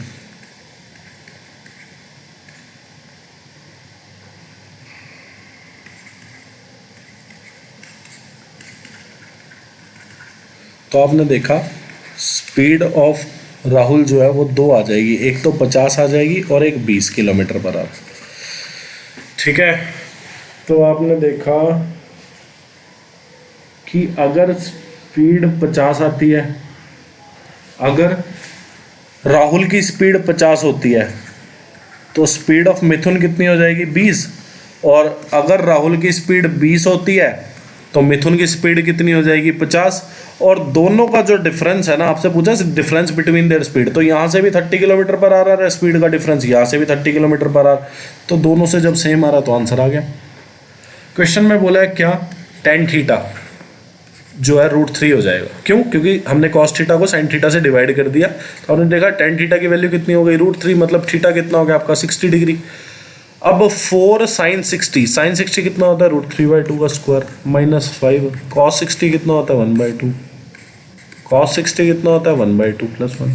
तो आपने देखा कि ये तो कट जाएगा पूरा, ऊपर क्या बचा 3 - 5/2, नीचे बचा 3/2 + 1, तो आपने देखा 1/2, देखो 5/2, तो 1/5 जो है बिल्कुल करेक्ट आंसर हो जाएगा। क्वेश्चन में बोला है एक आइसोसेलेस ट्रायंगल है ABC। ठीक है, AB = AC है। ओके, AD जो है परपेंडिकुलर है BC पे। ठीक है, AD जो है वो परपेंडिकुलर है BC पे। आपको बोला है AD की लेंथ दे दी 6 सेंटीमीटर, आपको बोला है एरिया बताएं, पैरामीटर आपको दिया ट्रायंगल ABC का। देखो इस क्वेश्चन को सॉल्व करने की ना एक ट्रिक है, बहुत जबरदस्त ट्रिक है और बहुत मजा आएगा आपको वो ट्रिक करते हुए। ठीक है ना, मतलब आप इसको पूरा ना सॉल्व करें कि आप इक्वेशन बनाएंगे क्या, आप मान लेंगे कि ये साइड जो है वो B और ये B, और आपको पता है AD जो होगा यहाँ पे, मतलब आइसोसेलेस ट्रायंगल में जो ये एल्टीट्यूड गिरा है या जो ये परपेंडिकुलर गिरा है यही मीडियन होगा। जैसे कि इक्विलेटरल ट्रायंगल में कल बताया था, यही मीडियन होगा, यही परपेंडिकुलर बाइसेक्टर होगा, यही एंगल बाइसेक्टर होगा, यही आपकी हाइट होगी, यही आपका अल्टीट्यूड होगा, यही आपका परपेंडिकुलर होगा, और यही सब कुछ होगा। ठीक है, तो मतलब जो भी वैल्यू आ सकती है इससे रिलेटेड वो सारी वैल्यू यही फॉलो करेगा। ठीक है ना, फिर अब आप एक चीज देखें, क्या आप यहां पे देखो कि यार ये मीडियन भी होगा, यही परपेंडिकुलर बाइसेक्टर, ये एंगल बाइसेक्टर, यही हाइट, यही परपेंडिकुलर, तो मतलब ये जो आपने परपेंडिकुलर घेरा है ये 2 इक्वल पार्ट में डिवाइड कर देगा, किसको, BC को। ठीक है, तो आपने एक पार्ट जो है A मान लिया, तो दूसरा पार्ट क्या होगा, A हो जाएगा। तो आपने देखा कि अगर मैं ट्रायंगल ABC का पैरामीटर निकालूं, तो आपने देखा ये 2 बार B 2 बार A, तो आपने देखा 2B + 2A की वैल्यू कितनी हो गई 36, तो B + A की वैल्यू कितनी हो गई आपके पास 18 हो गई। फिर आप देखोगे कि सर ये राइट एंगल ट्रायंगल है, ट्रायंगल ADC, तो आप बोल सकते हैं हाइपोटेन्यूज का स्क्वायर माइनस बेस का स्क्वायर क्या होगा आपका परपेंडिकुलर का स्क्वायर। तो इसको सारे को सॉल्व करना, देखो हो तो जाएगा, ये भी B + A, ये B - A लिखा है, यहाँ पे 36, इसकी वैल्यू आपको 18 गिवन है, तो ये काट देगा 2 पे, B - A की वैल्यू 2, B + A की वैल्यू 18, तो यहाँ से आप बोलोगे कि सर B की वैल्यू जो है वो आपके पास कितनी आ जाएगी 15, और A की वैल्यू जो है वो आपके पास कितनी आ जाएगी, सॉरी B की वैल्यू 15 नहीं आएगी यहाँ पे, बी की वैल्यू 10 आ जाएगी और ए की वैल्यू जो है वो आपके पास 8 आ जाएगी। ठीक है, तो देखो हो तो इससे भी जाएगा, पर मैं आपको थोड़ा समझदार बनाना चाहता हूँ। देखो इस वाले में आपके लग सकते हैं कि आपका मेरे हिसाब से टाइम जो है 1 से 1.5 मिनट चला जाए। ठीक है, पर हम उसे जाने क्यों दें। आपने क्या देखना है, आपने देखा एडी जो है परपेंडिकुलर है, परपेंडिकुलर मतलब 90 डिग्री पे डी पे जाके 90 डिग्री एंगल बना लेगा एडी जो है। ठीक है ना, आपने देखा ये राइट एंगल ट्रायंगल बन गई। आपको पता है क्या, आपको पता है 6, 8, 10 का ना एक ट्रिपलेट होता है। आपको पता है 6, 8, 10 का ट्रिपलेट होता है। आपने देखा ये 90 तो ये भी 90 होगा, अगर ये 90 ये परपेंडिकुलर तो ये भी हाइपोटेन्यूज ये भी हाइपोटेन्यूज होगा। तो आपने देखा कि 6 अगर मैं बात कर रहा हूं तो 8, 10 का ट्रिपलेट होता है, तो ये भी 10 और ये दोनों आइसोसेलेस ट्रायंगल है, तो आप बोलोगे कि ये 10 तो ये भी 10। या फिर अगर मैं लेफ्ट ट्रायंगल एडीबी जो है राइट एंगल ट्रायंगल देखूंगा तब भी आप बोलोगे कि ये 6, 8 और 10, और फिर आप बोलोगे ये भी 6, 8, 10 ऐसे बन सकता है। या फिर आप बोलो क्या कि मैं ट्रायंगल एडीसी की बात कर रहा हूँ, एंगल डी जो है 90 डिग्री, आपने बोला 6, 8, 10 का ट्रिपलेट होता है। 6 परपेंडिकुलर, 8 मैंने बेस मान लिया, 10 मेरा हाइपोटेन्यूज आ गया। एसी की वैल्यू एबी के इक्वल है। फिर आपने बोला अगर ये 8 तो ये भी 8, क्यों? क्योंकि एडी जो है मीडियन है, 2 इक्वल पार्ट में भी डिवाइड कर रहा है। आपने फिर जोड़ करा 10 और 10 20 और 8 28 और 8 कितना हो गया 36। आपने देखा क्वेश्चन में 36 ही पैरामीटर दिया हुआ है, मतलब मैंने जो वैल्यू लेट करी है वो मेरी बिल्कुल सही है। और याद रखना हमेशा ऐसी ही वैल्यू पे आपसे क्वेश्चन पूछा जाएगा जो ट्रिपलेट बना रही होंगी, मतलब आप लोग उसको एज्यूम करके भी निकाल सकते हैं और आप निकाल पाएंगे। ऐसी वैल्यू देगा वो कि आप निकाल पाए ट्रिपलेट से। ठीक है ना, सोच के। ठीक है, तो आपको एरिया पूछा है, एरिया ऑफ ट्रायंगल एबीसी क्या होगा, half into base into height. Base कितना, आपने देखा 8 और 8 कितना हो गया, बेस 16, हाइट कितनी है। अब बेस उसी को मानना जिस पे हाइट गिरी हुई है, आप ऐसा ना सोचना कि ए बी को बेस मान लेता हूं और ये हाइट हो जाएगी। हाइट बेस वही होगा जिस पे हाइट गिरी है। बीसी की वैल्यू जो है वो कितनी हो गई 16, हाइट कितनी है आपकी 6, तो आपने देखा ये 3 पे गया, 16 तिया कितना होगा 48 सेंटीमीटर स्क्वायर। और यहाँ से भी आप देख सकते हो बी की वैल्यू आ गई थी 10, सॉल्व करके भी ए की वैल्यू 8 आ गई थी, तो उससे भी हो जाता, कोई दिक्कत नहीं थी। क्वेश्चन में बोला आर्टिकल वो sold at a loss of इतना, अगर वो 630 रुपये ज़्यादा में बेचे तो आर्टिकल जो है वो प्रॉफिट देगा इतने का। कॉस्ट प्राइस पूछा है, आपने क्या किया, कॉस्ट प्राइस 100 मान लिया। आपने देखा पहले जो है लॉस हो रहा है 12% का। लॉस अगर 12% का हो रहा है मतलब 100% खुद की वैल्यू, 12% का नुकसान हो गया, तो वैल्यू रह कितनी गई 88%। तो सेलिंग प्राइस कितना हो गया 88। फिर आपने देखा कि अब अगर वो ज़्यादा पे बेचता है, कितने ज़्यादा पे, 630 रुपये अगर वो ज़्यादा पे बेचता है तो जो है प्रॉफिट होगा कितने का 6% का। 100% खुद की वैल्यू, 6% मुनाफा कमा लिया, मतलब 6% वैल्यू ज़्यादा पे बेच दिया, मतलब 106% वैल्यू। 100 की कॉस्ट प्राइस जो है 100 है, उसकी 106% वैल्यू कितनी होगी 106। तो आपने देखा कि सेलिंग प्राइस जो है 106 आ गया। पहले हम 88 पे बेच रहे थे, मतलब मेरे हिसाब से, हमारे हिसाब से हमने क्या किया, कॉस्ट प्राइस 100 माना तो सेलिंग प्राइस कितना गया 88 और 106। हम पहले बेच रहे थे 88 पे, अब बेच रहे हैं 106 पे, तो डिफरेंस कितने का आया। आपने देखा कि सर जो डिफरेंस है ना वो 18 का आया, तो हमारे हिसाब से 18 का डिफरेंस है। या फिर ऐसा बोल सकते हैं पहले 88 पे बेच रहे थे अब 106 पे, तो कितने ज़्यादा में बेच रहे हैं हमारे हिसाब से 18। क्वेश्चन में बोला है 630 रुपये ज़्यादा, तो एक की वैल्यू कितनी हो गई, एक की वैल्यू जो है वो आपके पास आ जाएगी 70/2, जिसको मैं 35 बोलूँगा, क्योंकि 630 को अगर मैं डिवाइड करूँ 18 से तो 9 पे जा रहा है पहले ये। फिर आप बोलोगे कि सर ये तो दोबारा जो है 2 पे जा रहा है, तो 35 आ गई। एक की वैल्यू बनता 35, तो आपको कॉस्ट प्राइस पूछा है 35 × 100, मतलब 100 की वैल्यू आप निकाल लो, 35 × 100 कितना हो जाएगा 35 हो। या फिर एक चीज़ और हो सकती है, क्या आपने देखा कि लॉस पे बेची, कितने के लॉस पे बेची -12%। ठीक है, लॉस पे बेची, कितने लॉस पे बेची, आपने देखा कितने लॉस पे बेची 12% लॉस पे बेची, तो आपने लिख दिया -12%। और प्रॉफिट को आपने पॉजिटिव में लिखना है, तो आपने देखा पॉजिटिव बाद में जो प्रॉफिट आया वो कितना है 66%। तो आपने देखा कि प्रॉफिट को आप पॉजिटिव में लिखोगे तो बाद में जो वैल्यू आएगी वो कितनी आएगी 6%। आपने देखा दोनों का डिफरेंस कितना है, आपने देखा दोनों का जो डिफरेंस है वो कितना होगा 6 -12 कितना 18। 18% की वैल्यू अगर 630 है तो 1% की वैल्यू कितनी हो जाएगी, 1% की वैल्यू हो जाएगी 35। 100% जो है को कॉस्ट प्राइस आ जाएगा। अगर आप 100% की वैल्यू निकालोगे तो आपका कॉस्ट प्राइस जाएगा, क्यों, क्योंकि इन्हीं 100% में से जो हमने इन दोनों वैल्यू का 1% निकाला, तो 100% का जो 6% है ना वही प्रॉफिट है, मतलब 6% जो प्रॉफिट आया वो कॉस्ट प्राइस से ही आता है। तो मतलब 6% की वैल्यू अगर कुछ आई है तो हमारे पास 100% की वैल्यू निकाल लेंगे तो हमारे पास कॉस्ट प्राइस की वैल्यू आ जाएगी। ठीक है ना, तो इसीलिए मैं पहले लेट करके चलता हूँ ताकि ये चीज़ों में आप लोग कन्फ्यूजन ना हो। हो तो उससे भी जाता है।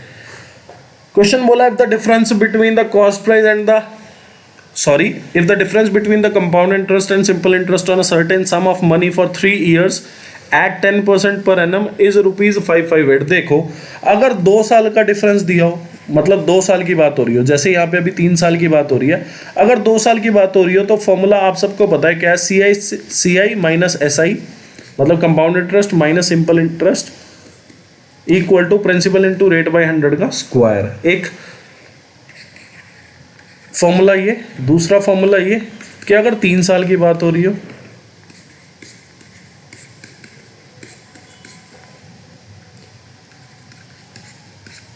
तब ये फॉर्मूला है, ठीक है। तो आप फॉर्मूले में रखोगे, आपने देखा कि दोनों का डिफरेंस आपको कितना दिया, कंपाउंड इंटरेस्ट सिंपल इंटरेस्ट का डिफरेंस दिया 558, ठीक है, और प्रिंसिपल रेट कितना है 10%, तो 10/100 कितना होगा 1/10 का स्क्वायर प्लस 3 10/100। तो आपने देखा ये कितना हो गया 31/10। तो आप देखोगे कि प्रिंसिपल जो है वो 1/100 इंटू 31/10, और 31 जो है 558 को कितने पे काटेगा, आपने देखा 1 पे काट रहा है पहले तो, और फिर जो है इसको 8 पे काटेगा। तो ये कितनी वैल्यू आ गई प्रिंसिपल की 18,000। एक तरीका तो ये है। देखो दूसरा तरीका भी मैं आपको बताता हूँ। आपने क्या किया, प्रिंसिपल ना 1000 लेट कर लिया, आपने प्रिंसिपल जो है 1000 आपने लेट कर लिया। आपने देखा 10% जो है वो रेट है, 10% अगर रेट है तो आप देखोगे सिंपल इंटरेस्ट जो है हर साल का सेम होता है, जो कि प्रिंसिपल पे आता है सिंपल इंटरेस्ट। तो आपने देखा कि 1000 का 10% कितना होगा 100।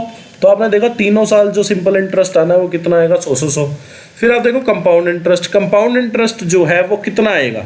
आपने देखा पहले साल जो है खाली प्रिंसिपल पे ब्याज लगेगा, फिर अगले साल प्रिंसिपल पे तो ब्याज लगेगा, अगर लगेगा 100 का 10%, मतलब इंटरेस्ट पे भी इंटरेस्ट लगेगा, ब्याज पे भी ब्याज लगेगा।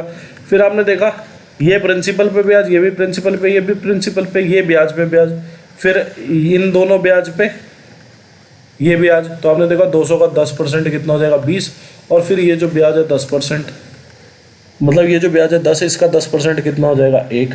तो आपने देखा यहाँ से कितना आ गया आपका सॉल्व करके, कंपाउंड इंटरेस्ट कितना आ गया 331, सिंपल इंटरेस्ट कितना आ गया 300, दोनों का डिफरेंस कितना 31। हमारे हिसाब से 31 क्वेश्चन में दिया 558, एक की वैल्यू 18, प्रिंसिपल की वैल्यू 1000 हमने मानी थी, तो 1000 की वैल्यू निकालो कितना आ जाएगा 18,000।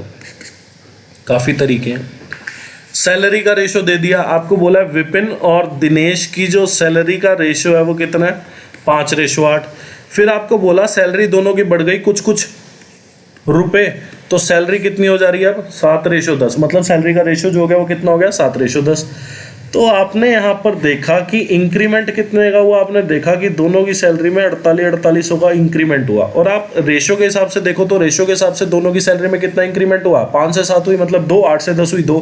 तो आपने देखा यहाँ पे भी कॉमन, मतलब 2 रेशो में कितना इंक्रीमेंट हुआ दोनों के में, विपिन और दिनेश दोनों की रेशो में कॉमन एक इंक्रीमेंट हुआ है, कितना 2 रेशो का। तो आपने देखा रेशो दोनों की कितनी कितनी बढ़ी 2-2। तो आपने देखा कॉमन रेशो बढ़ी, और कॉमन ही इनके रुपीस बढ़े हैं, मतलब कॉमन इनकी सैलरी बढ़ी है, दोनों की सैलरी सेम बढ़ी है। तो आपने देखा 2 की वैल्यू कितनी आएगी 4800, 1 की वैल्यू कितनी आएगी 2400। तो आपको पूछा है विपिन की सैलरी बताएं, और इफ की कंडीशन दी है कि अगर 4800 सैलरी बढ़ जाती तो उनका नया रेशो ये बनता। अभी विपिन की सैलरी बतानी है, विपिन की सैलरी मतलब 5 की वैल्यू आप निकाल लो, 7 और 10 की वैल्यू से ना निकाल देना, मतलब 7 की वैल्यू से ना निकाल देना। वो बोला है कि अगर ऐसा होता तो ऐसा हो जाता। सैलरी तो यही है 5:8 में, तो 5 की वैल्यू कितनी हो जाएगी 12,000। और याद रखना अगर ये वाला डिफरेंस कॉमन नहीं है, मतलब यहाँ पे 2 है, 8 और 10 का डिफरेंस 2, और यहाँ पे 5, मतलब अगर यहाँ पे 9:10 दे देता, फिर आप देखते क्या कि 5 और 9 का डिफरेंस कितना 4, 8 और 10 का डिफरेंस कितना 2। तो ये रेशो जब इक्वल नहीं होती तब ये इस तरीके से नहीं होता, तब आपको क्रॉस वाला मेथड लगाना पड़ता है, ठीक है ना। और एक और ट्रिक होती है, वो मैंने आपको रेशो एंड प्रोपोर्शन में बता दी थी बहुत अच्छे से, अभी टाइम नहीं है बताने का, रेशो एंड प्रोपोर्शन देखेंगे आपको समझ आ जाएगा, ठीक है ना। तो अभी के लिए आपका 12,000 आंसर आ चुका है। अब ये वाला क्वेश्चन है, देखो कितना सिंपल क्वेश्चन है और बच्चों को कर देंगे पागल, ठीक है। आपने देखा अगर मैं इसको लेफ्ट हैंड साइड में ले जाऊँ, आपने देखा कि लेफ्ट हैंड साइड में अगर मैं ले गया तो मैंने इसको पेयर जो बनाया वो किसके साथ बनाया, p के साथ। तो मैंने p - 112 या 112 बना दिया। और फिर मैंने देखा 1 प्लस पी, क्योंकि मैंने इसको इसी फॉर्म में लिख लिया जिस फॉर्म में आपसे पूछा है। ठीक है, तो आप बोल सकते हो p minus 112 equal to minus 1 by p. तो आप बोलोगे कि यार मैं ना दोनों की पावर कर देता हूँ 15, मतलब लेफ्ट हैंड साइड में पावर 15 कर दी, राइट हैंड साइड में भी। तो आप देखोगे कि लेफ्ट हैंड साइड की पावर 15 और राइट हैंड साइड की पावर 15 अगर आप करोगे तो आप देखोगे -12 आ जाएगा, अंदर क्या रह जाएगा आपका, क्योंकि माइनस की पावर ऑड है तो -12 आएगा। फिर आपने देखा p,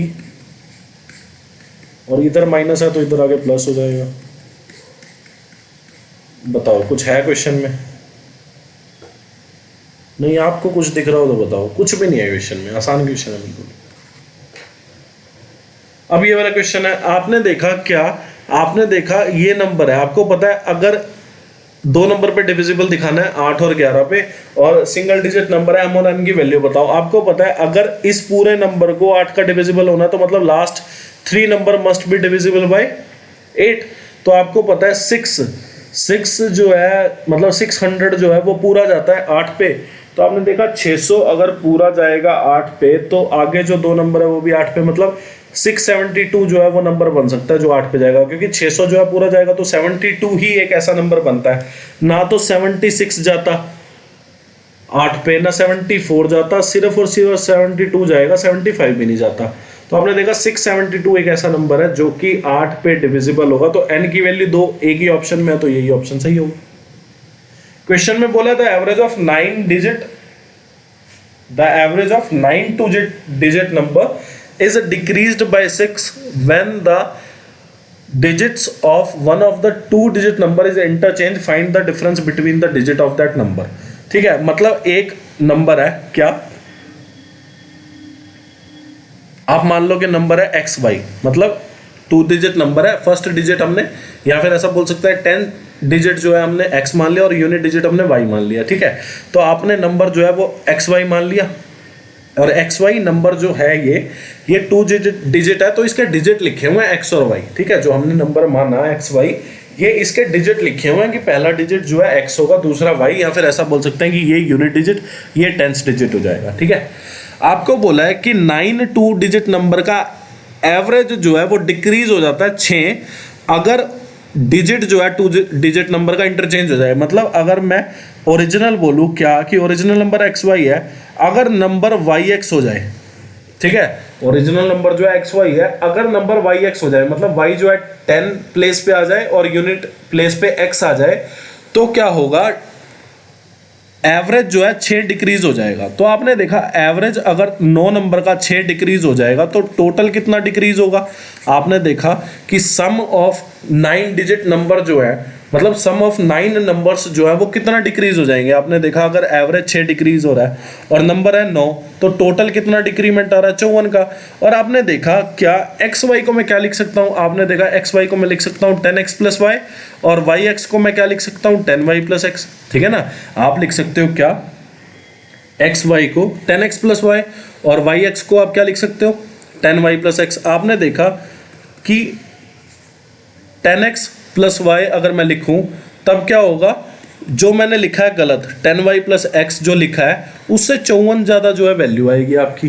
ठीक है ना, तो आपको क्या बोला है, आपको बोला है एवरेज जो है वो इतना डिक्रीमेंट हो गया। मतलब जब गलती से मेरे पास से वाई एक्स लिख दा, मैंने ना पहले लेट कर लेता हूँ, let 2 digit number is x Y.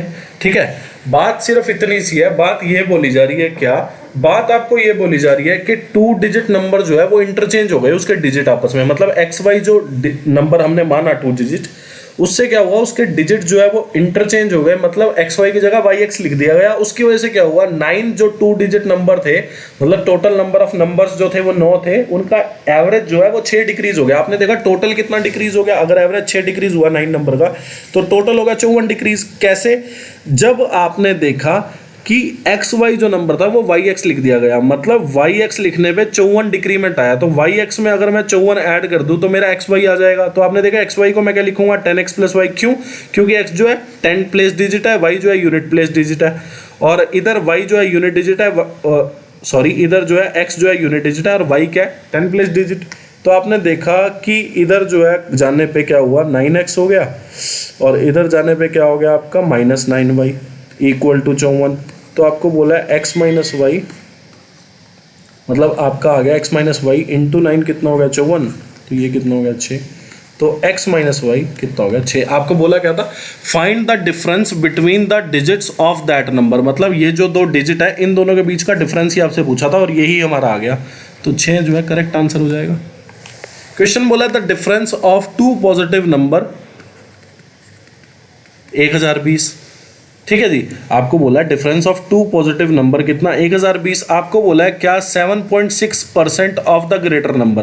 पहली बात तो आप समझेंगे कि x जो होगा वो ग्रेटर नंबर होगा, y जो है स्मॉलर नंबर होगा, तभी जाके क्या होगा कि x माइनस वाई जो है पॉजिटिव वैल्यू देगा। अगर हम y माइनस एक्स कर देंगे तो नेगेटिव वैल्यू हो जाएगी, अगर मैं y को स्मॉलर मानूं और x को ग्रेटर मानूं। तो यहाँ से मुझे पहली बात तो एक चीज़ पता चली क्या कि x की वैल्यू जो है अगर आपने 7.6% ऑफ y कर दिया ना तो आपका क्वेश्चन गलत हो जाएगा। तो ये चीज़ें सीखने की है कि x माइनस वाई की वैल्यू अगर 1020 है जो कि एक पॉजिटिव नंबर है, तो आपने देखा x की जो वैल्यू होगी वो ज़्यादा बड़ी होगी, y की वैल्यू जो है छोटी होगी। तो आपने देखा 7.6% ऑफ x 12.4% ऑफ y।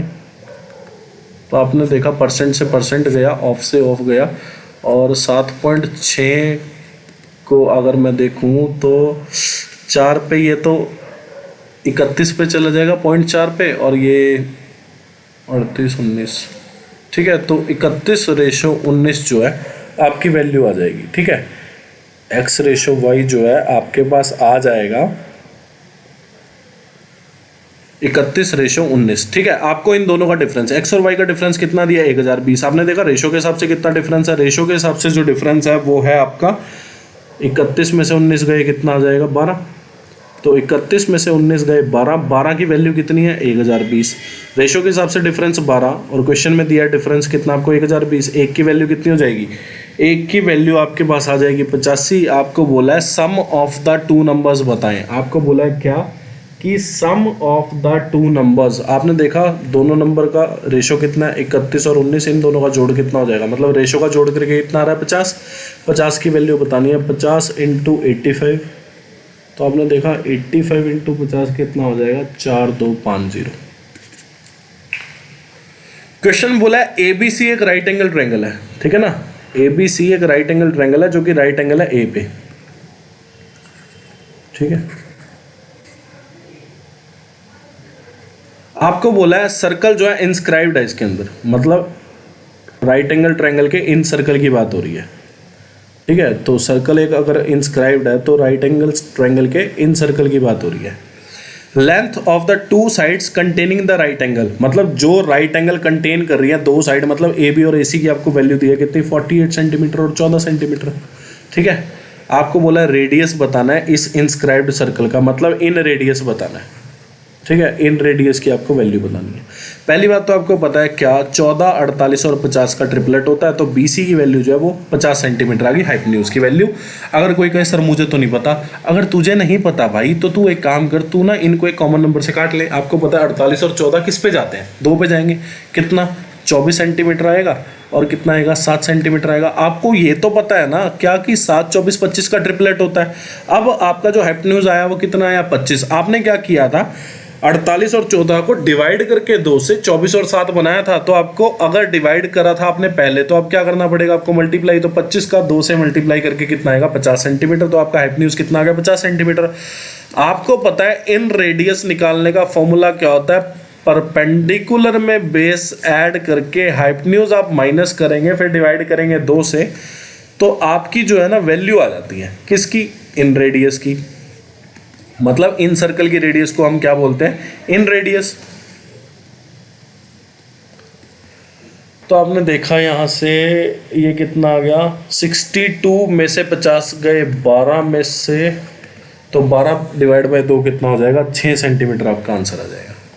अब ये वाला क्वेश्चन है, आपको बोला है कि इतना लेड है तो इससे क्या होगा, एक सिलेंड्रिकल वायर बनानी है जिसका डायमीटर इतना है। आपको बोला लेंथ ऑफ वायर, लेंथ मैंने हाइट, आपको हाइट ऑफ सिलेंडर निकालनी है तो आपको वॉल्यूम ऑफ सिलेंडर निकालना है, ठीक है।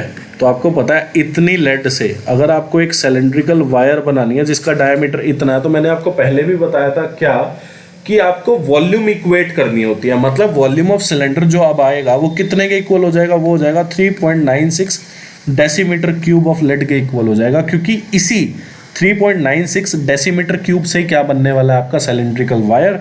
तो ये जो आपकी वॉल्यूम है, ये वॉल्यूम ऑफ सिलेंडर के इक्वल होने वाली है, लेड की जो वॉल्यूम है, ठीक है ना। तो आपने देखा कि 1 डेसीमीटर में, पहली बात तो आपको एक चीज़ पता है क्या, कि 1 डेसीमीटर में कितने सेंटीमीटर होते हैं, 10 सेंटीमीटर। तो 1 डेसीमीटर क्यूब में 1000 सेंटीमीटर क्यूब हो जाएगा। तो आपने देखा कि अगर मैं इसको सेंटीमीटर क्यूब में चेंज करूं तो आप बोलोगे सर 3960 सेंटीमीटर क्यूब आ जाएगा, ठीक है। आपको बोला लेंथ ऑफ वायर मीटर में बतानी है, ठीक है। तो आपने देखा सिलेंडर का जो वो होता है वॉल्यूम, वो क्या होता है, पाई आर स्क्वायर। आर कितना है, आपने देखा डायमीटर अगर 0.6 है तो रेडियस कितनी हो जाएगी 0.3 इंटू 0.3, और हाइट या लेंथ आपको निकालनी है, ठीक है ना। तो आपने देखा कि अगर मैं यहाँ से हटाऊँ तो आपने देखा कि यहाँ पे मुझे 100 से मल्टीप्लाई करना पड़ेगा, क्योंकि 3/10 3/10 यहाँ पे जाके 10 इंटू 10 ऊपर जाके 100 बन जाएगा मल्टीप्लिकेशन में। और आप देखो कि 22 इंटू 3 कितना होता है 66, और 66 इंटू 3 कितना होता है, अच्छा तो ये जो है तीनों मिलके इसको 2 पे काट देंगे। हाइट कितनी हो गई आपकी, हाइट जो आई है आपके पास वो आ गई 10, तो यहाँ पे 20 पे काटेंगे, ठीक है। तो 14,000 सेंटीमीटर जो है वो आपकी हाइट आ गई। आपको मीटर में पूछी है, सेंटीमीटर से मीटर में जाने के लिए 2 0 काटनी पड़ती हैं, तो 140 मीटर जो है आपका आंसर आ जाएगा, ठीक है ना। तो 22 इंटू 3 66 को 3 से करूँगा 198 का 2 गुना होता है, ठीक है मेरा आंसर। तो 140 मीटर जो है आपका आंसर आ जाएगा। अब ये वाला क्वेश्चन है, देखो थीटा से इंडिपेंडेंट है ऑप्शन सारे, मतलब ऑप्शन में थीटा कहीं भी अवेलेबल नहीं है। आप थीटा की कुछ वैल्यू मान लो, आपने मान ली थीटा की वैल्यू 45 डिग्री, तो आपने देखा साइन 45 कितना होगा 1/√2 का क्यूब, सेम एज cos 45, और फिर साइन 45 इंटू cos 45, ठीक है। और यहाँ पे आप देखोगे कि x जो है मल्टीप्लाई है साइन 45, जिसकी वैल्यू कितनी है 1/√2, cos 45 की वैल्यू कितनी है 1/√2, ये तो गया x इक्वल टू तो y हुआ पहली चीज़। दूसरी चीज़ अगर आप देखो कि x into 1/2√2 plus y into 1/2√2 1/2, तो आपने देखा अगर मैं इसमें से 1/2 कॉमन लूँ तो ये गया, तो x प्लस वाई अपॉन √2 की वैल्यू कितनी 1, तो x प्लस वाई की वैल्यू कितनी होगी √2।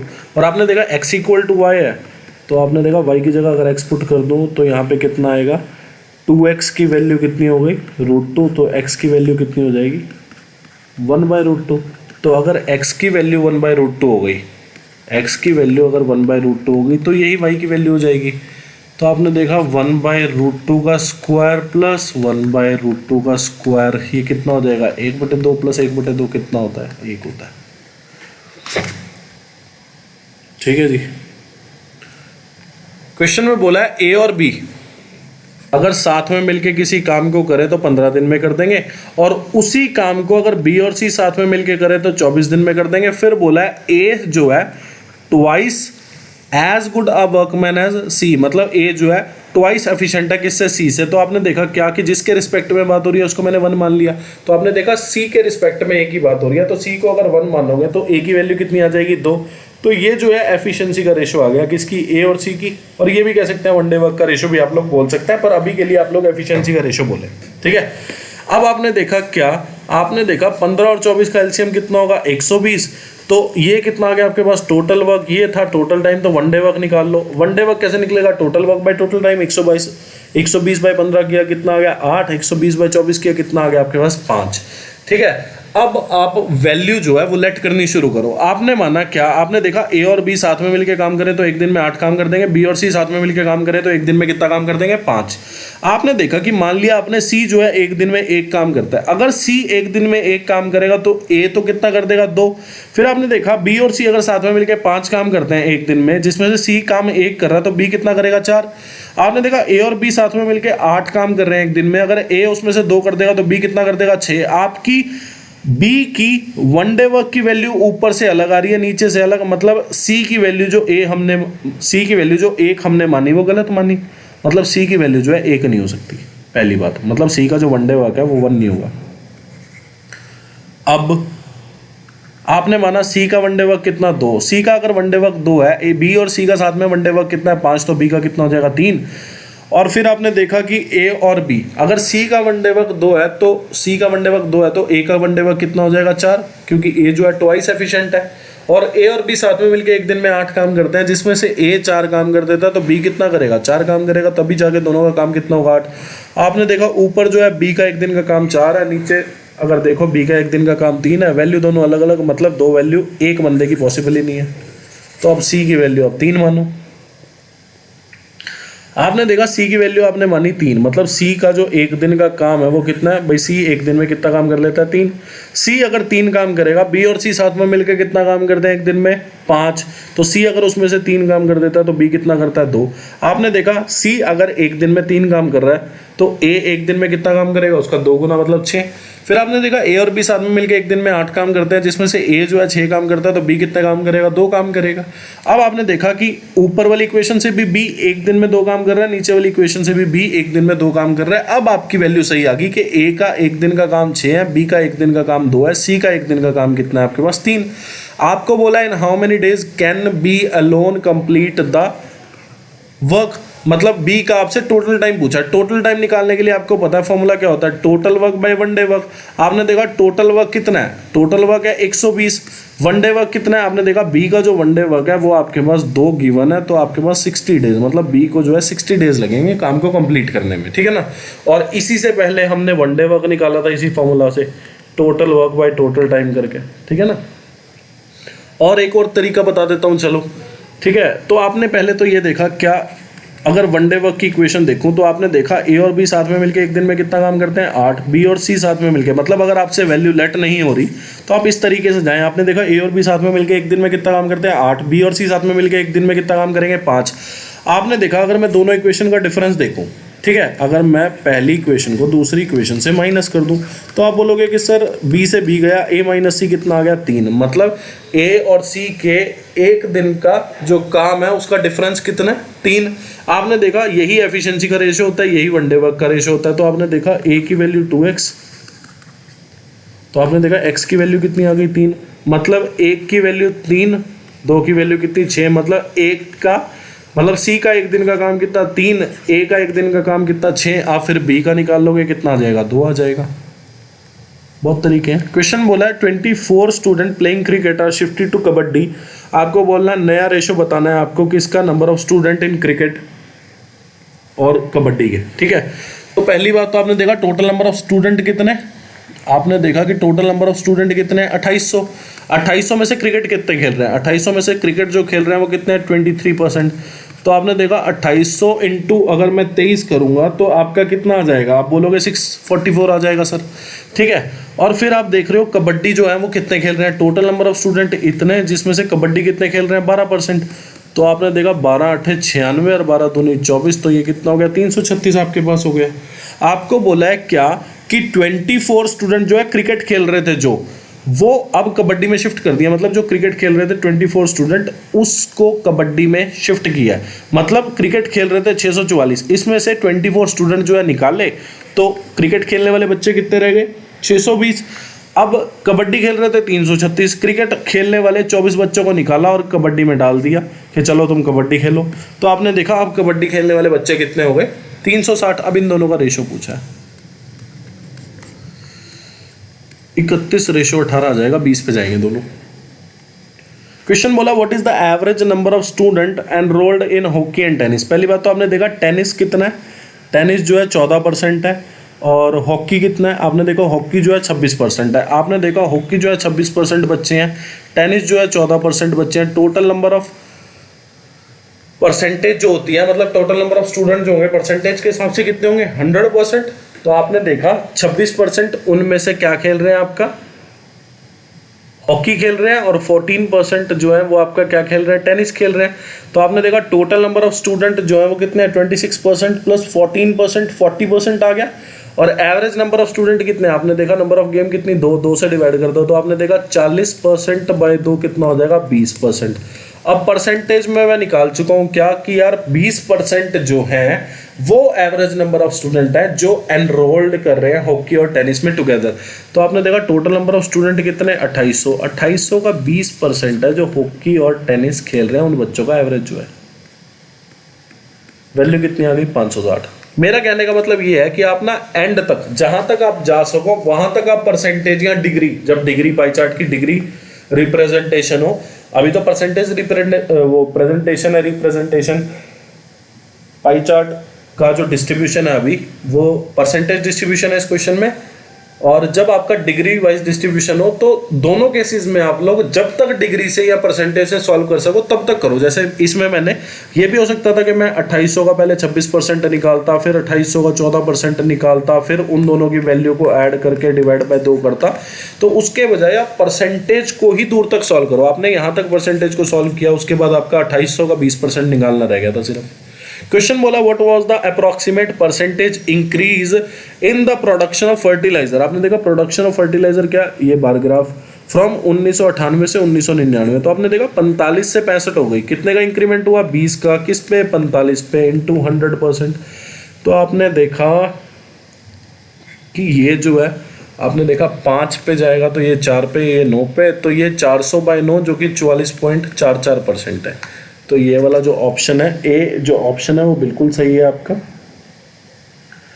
लास्ट क्वेश्चन आज का।